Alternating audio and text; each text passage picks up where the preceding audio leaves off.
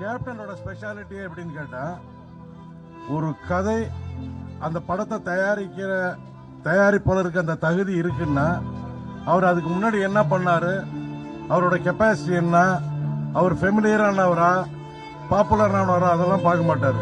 கூப்பிட்டு பேசி அவருக்கு திருப்தியாகும் பட்சத்தில் எங்களுக்கு அந்த அந்தஸ்தை கொடுத்தாரு. அந்த நேரம் 2000 தவசின்ற படம் பரபரப்பா பேசப்பட்டது.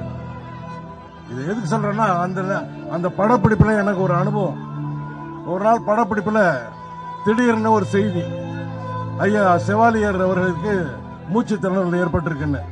அந்த நேரம் அவரு மகன்கள் ஊர்ல இல்லாத காரணத்தினால உடனே என்னையும் அழைச்சிக்கிட்டு நேரா அவர் வீட்டுக்கு ஹாஸ்பிட்டலுக்கு போனோம். அங்க அவர் மறைந்த செய்தி கிடைச்சது. அந்த நிமிஷத்துல இருந்து அவர் கடைசி மரியாதை செய்யற வரைக்கும் கேப்டன் இறங்கி நின்று அந்த குடும்பத்தில் ஒருத்தரா தன்னை நினைச்சுக்கிட்டு அவர் செஞ்ச சேவையெல்லாம் பக்கத்தில் இருந்து நான் பார்த்துருக்கேன். அது எந்த விதமான ஒரு போலித்தனமோ எதுவுமே இருக்காது, மனசார செய்வார். அப்புறம் ஒரு படம் எடுத்து அது முடிஞ்சிறதுக்குள்ள அந்த டெக்னீஷியன்ஸ் அந்த நடிகர்களுக்குள்ள சில கருத்து வேறுபாடு இருக்கும்.